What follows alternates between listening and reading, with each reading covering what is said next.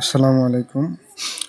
আজ আমরা হাজির হয়েছি অষ্টম শ্রেণীর গণিত মুনাফা অনুশীলনী 2.1 নিয়ে।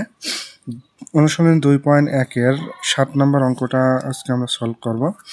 7 নম্বর অঙ্কটাতে বলা আছে বার্ষিক শতকরা কত মুনাফায় কোনো আসল 8 বছরে মুনাফা আসলে দ্বিগুণ হবে। এখানে আমাকে দেখতে হবে যে কার কার মান দেওয়া আছে এবং কার মান বের করতে হবে। এখানে বলাই আছে যে বার্ষিক শতকরা কত মানে মুনাফার হারটা আমার দেওয়া নাই, শতকরার মানটা আমার দেওয়া নাই, এই জন্য আমরা শতকরার মানটা বের করব।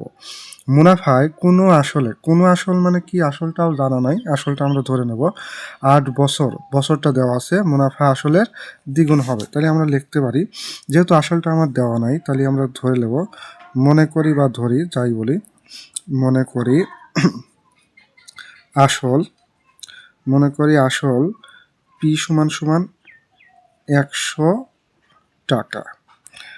এবার হচ্ছে মুনাফা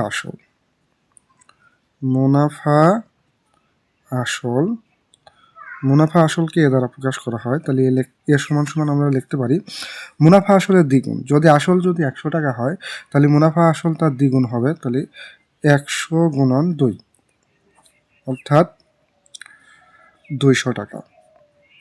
তাহলে মুনাফা আসল কত হলো? 200 টাকা। তাহলে মুনাফা কত? তাহলে আমরা লিখবো মুনাফাকে আয় দ্বারা প্রকাশ করা হয়। মুনাফা আসল থেকে যদি আমরা আসলটা বাদ দেই তাহলে মুনাফা বের হয়। তাহলে মুনাফা আসলকে এ দ্বারা প্রকাশ করা হয়, মাইনাস আসলকে পি দ্বারা প্রকাশ করা হয়। তাহলে আমরা লিখতে পারি মুনাফা আসল হচ্ছে 200 মাইনাস আর আসল পির মান হচ্ছে 100। আমরা যদি বিয়োগ করি তাহলে বের হয় হচ্ছে 100। তাহলে মুনাফা কত বের হলো? 100 টাকা। এবার সময় দেওয়া আছে, সময় কত বছর দেওয়া আছে? 8 বছর। তাহলে আমরা লিখবো সময়কে এন দ্বারা প্রকাশ করা হয়। তাহলে এন এর মান দেওয়া হচ্ছে 8 বছর। এবার বের করতে হবে কার মান? শতকরা মানে মুনাফার হারের মান বের করতে হবে। তাহলে আমরা লিখবো আমরা জানি আর মুনাফার হারকে আর দ্বারা প্রকাশ করা হয়। তাহলে আর সমান আমরা কত জানি? আর সমান হচ্ছে আই ডিভাইডেড পিএম। এবার মান বসাই, আমরা যদি মান বসাই তাহলে লিখতে পারি আয়ের মান হচ্ছে 100, আসল অর্থাৎ পির মান হচ্ছে 100 গুণন সময়, এন এর মান হচ্ছে 8 বছর, লিখলাম 8। এবার আমরা 100 আর 100 যদি আমরা কেটে দেই তাহলে উপরে থাকে 1 আর নিচে থাকে হচ্ছে 8।